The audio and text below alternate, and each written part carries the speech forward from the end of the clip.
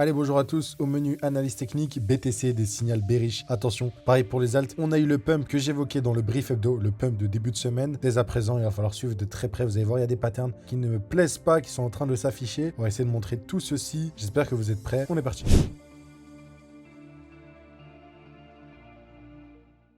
Comme on avait dit ici, on avait très bien parlé ici du bottom et je vous ai parlé du fait qu'on avait des zones où on allait réagir. Hier, pendant le brief hebdo, je vous en ai pas parlé parce que c'était une distribution qu'on avait en 30 minutes, enfin même beaucoup moins, en 5 minutes. C'est la distribution que vous avez ici. C'est pour vous montrer que les concepts aussi qu'on utilise fonctionnent sur des très petits time frames. Montrer un cas d'école, vous montrer la fractalité et la puissance de ces concepts-là et on reviendra sur BTC dès à présent. Là, donc, création d'une résistance, liquidation, inversion. On a eu ce qu'on appelle le COS, donc cassure du point bas à l'origine de la prise de liquidité. On aurait pu compter celui-là. Techniquement, pour moi, c'était celui-là.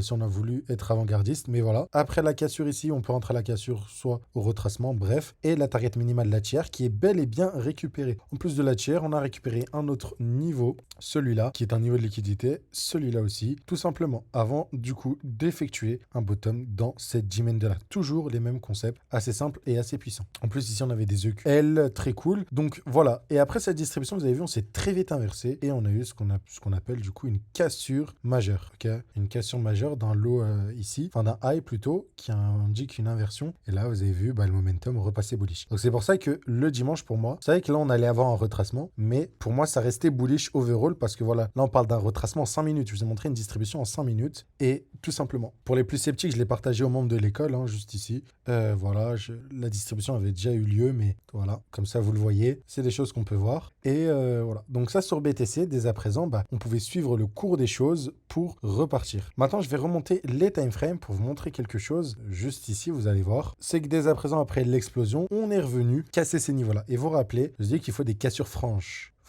Et là, franchement, et sans mauvais jeu de mots, on voit qu'ici, on est simplement sur une prise de liquidité, inversion. Donc là, pour le coup, très bearish, ok?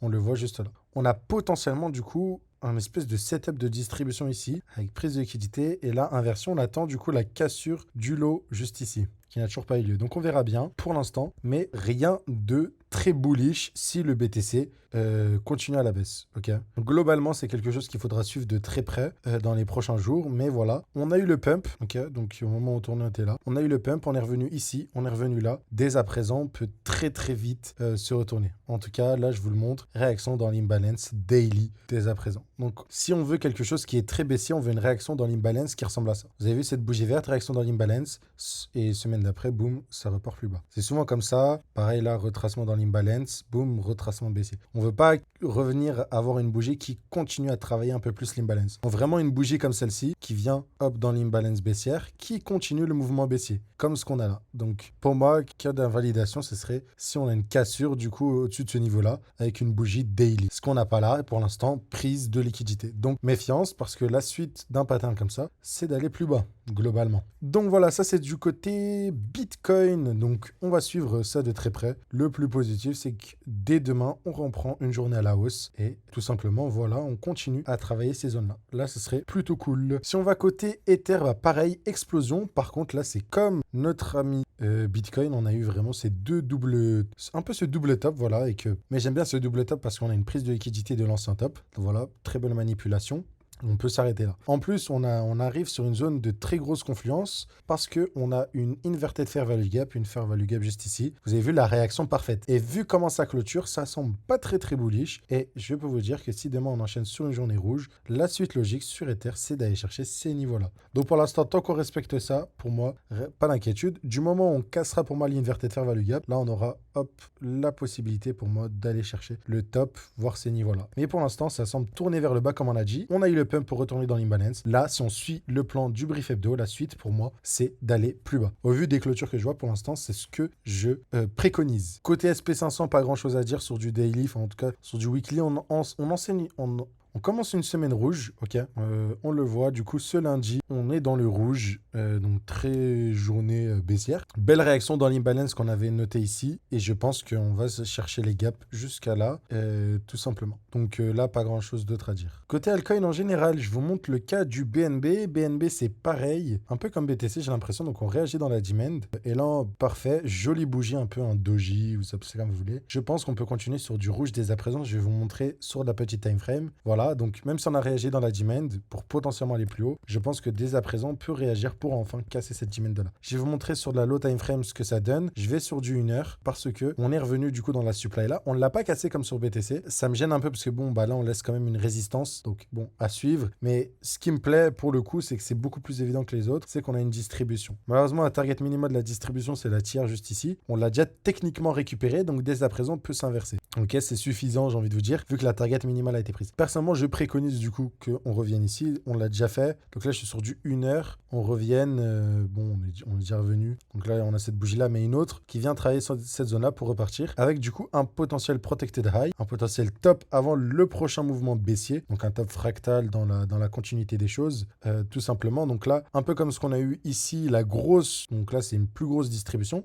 Ok, comme on l'a dit, et ben on est la même ici dans le mouvement baissier, comme ça. Sachant que ce mouvement baissier-là, on peut le repérer sur du 4 heures. Si on utilise la règle des 30, vous faites 4 fois 60 divisé par 30, ce qui vous donne une time frame de 8 minutes. Et si je vais en 8 minutes, bon, j'ai pas le 8 minutes là, je vais en 15, vous observez magnifiquement bien cette potentielle distribution. Donc dès à présent, là, il y a potentiellement quelque chose à jouer, personnellement. Je dirais quelque chose de la sorte, avec, hop, stop loss là. J'ai jusqu'à la potentielle tiers, voilà, erreur de 1. Et ensuite, j'ai envie de vous dire, c'est rider la suite baissière. Et après, bon, bah, les prises de profit, c'est ce point bas là, ok, celui-là, celui-là, celui-là, celui-là, celui-là, celui-là. Ça serait tout ça. Donc pour target tout ça, erreur de 7.5 tout simplement. Donc ça serait quelque chose de la sorte si jamais on arrive à avoir le top presque exact sur le BNB. Et ça ressemblerait un peu à ce qu'on a sur BTC. Avec ces bougies-là, ça suffirait. Ok, donc voilà. Ça c'est pour le BNB. Pour le BNB, c'est plus clair que les autres. Mais c'est un peu ce que j'envisage du coup. Pareil, pour le NIR, il semblerait que là, on est en phase de distribution ici. Là, je suis sur du 15 minutes. Donc, à l'heure où je vais tourner normalement, on aura sûrement le retracement, si je ne me trompe pas. Mais du coup, si je vais sur du 4 heures, pareil, on revient dans les grosses zones, les gros gaps qu'on a laissés. Et donc, voilà, si je ne m'abuse, on est revenu vraiment dans la supply, juste ici. Et pareil, quand on va en 15 minutes, eh ben, on observe la potentielle distribution. Avec une tiers ici à venir chercher, à suivre. Comme d'habitude, là, l'invalidation, je pense que si jamais on ne dump pas et qu'on a une cassure de ce high-là. Donc on verra bien, mais tout semble donner des signaux baissiers à l'heure actuelle et les zones où on est. Donc je ferai attention. Côté Tao, on avait des signes baissiers juste ici, avec des distributions qui étaient facilement anticipables, j'ai envie de vous dire. Donc, si je reviens sur du 1 heure, c'est des jolies distributions qui ont offert concrètement des retracements de l'ordre de moins 22%, mais dans des actifs aussi haussiers, vous voyez que globalement, eh ben, on ne retrace pas autant que prévu. Personnellement, je pensais qu'on allait recharger jusqu'au 0,5 vu l'overextension. Ce n'est pas le cas. On commence à aller faire des plus hauts. Mais comme vous le voyez ici avec ces clôtures, ces bougies-là, c'est peut-être du coup une plus grosse distribution en fait, potentiellement. Comme ça, avec une touche, deux touches, trois touches, liquidation. J'ai envie de vous dire que le signal rouge se retrouve juste ici. Voilà, signal rouge juste ici. Et pour target potentiellement retracer. En tout cas, une chose est sûre, c'est qu'on retrace ça. Les gros gaps qu'on a laissés. Pour moi, le plus gros gap, c'est celui-là en weekly qui correspond pile poil à des niveaux de Fibo quand on fait le mouvement. Donc je pense vraiment qu'on va revenir jusqu'ici. Donc 450. Donc à suivre. Côté fetch, je pense que je vous avais parlé un peu hier du mouvement de ce trade-là. Je vous ai dit, c'est un trade fictif, je n'ai pas pris, mais voilà. Et globalement, c'est un trade belle réaction. Ok, très très belle réaction. Mais là, boum, on vient de se faire rejeter et on est potentiellement du coup dans une phase distributive avec un range. Donc peut-être qu'on va réattaquer ça avant de dumper et piéger tous ceux qui ont joué en fait le pattern d'épaule, tête-épaule sur le fetch. À suivre de très près. Sui USDT, bah on avait la distribution ici, on a récupéré la tiers. Je pensais qu'on allait plus bas. Au final, vous voyez que je me suis trompé. Et donc on a bel et bien cassé celui-là. Donc on est reparti de plus belle, j'ai envie de vous dire, sur le Sui. Et il faudra suivre jusqu'à qu'on ait une potentielle nouvelle distribution qui se mettent en place. En tout cas, on vient d'attaquer dangereusement ça. Les derniers niveaux sur le Sui, donc on est potentiellement en train de partir pour des plus hauts. Assez difficile à dire parce que moi, j'attendais des retours sur les 0,5, les 0,618 comme tout le monde. Des retours dans les gaps. On sait très bien, ne faites pas les mêmes erreurs. On sait que ça, on va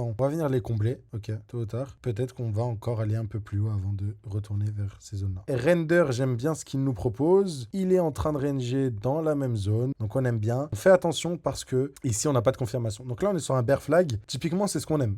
Typiquement, c'est dès qu'il y a la cassure en bas, tout le monde joue le bear flag sur le pullback et nous on réintègre et on repart. Et là, ce sera jolie zone pour la contrepartie de la smart money. Ok. Typiquement, c'est ça qui m'intéresserait sur le render. Donc à suivre. Je pense pas que le bottom ressemble à ça pour l'instant, vu tout ce qu'on a laissé, mais on aime bien et j'aime bien quand ça se stabilise dans la même zone. Ça fait pas que du dump only. Pour notre ami Chia, on a une potentielle accumulation qui vient d'être validée juste ici, avec création d'un support, liquidation, cassure du point haut à l'origine du dump. On a bien retracé, on est retourné dans la demand que j'ai noté ici, et là, très belle réaction. Donc dès à présent, j'ai envie de vous dire, on peut peut-être repartir pour attaquer. Pour moi, la target minimale de cette accumulation, c'est ce high là. Ce qui me dérange ici, c'est qu'on a créé quand même des EQL, une poche de liquidité qu'il faudra aussi chercher. Donc c'est un setup qui ne m'intéresse pas trop vu qu'on a des EQL juste en dessous. Côté Aptos, on le voit, pareil, on commence à sortir, mais on a toujours ce pattern là d'épaule tête épaule. Je ne pense pas qu'il va passer. Après, je me trompe, mais j'ai l'impression que ça ressemble à un joli piège. Et si on regarde sur le Aptos, juste ici, on avait une jolie distribution,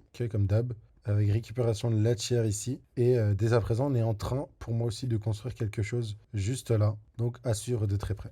Côté Theta, on a bien retracé le mouvement, en tout cas du dump. Et pareil, hein, ça a la même gueule que les autres. On est revenu dans de l'imbalance. Et en plus, on est revenu dans de l'imbalance haussière combiné à de l'imbalance baissière. Inverted fair value gap. Donc voilà, très belle zone qui fait réagir le prix parfaitement. C'est magnifique. La suite logique, du coup, c'est d'aller chercher cette poche de liquidité de la sorte, tout simplement.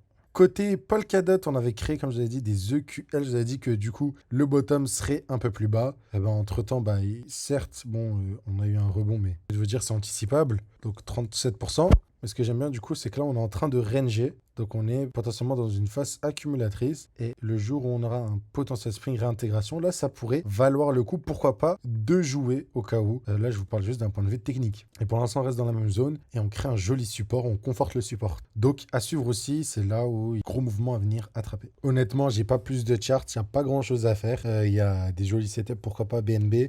Donc voilà. Mais sinon, en règle générale, tout semble faire la même chose. Toujours gestion du risque. Mais voilà, on est un peu dans la phase un peu mou, pas grand chose à faire. Potentiel de setup ici de vente, comme on a dit, mais voilà. Donc demain, j'espère qu'on aura d'autres setups. J'essaierai de partager de plus en plus. À l'époque, je partageais beaucoup de trades. En ce moment, je fais de l'analyse en règle générale. Je regarde un peu le cours, etc.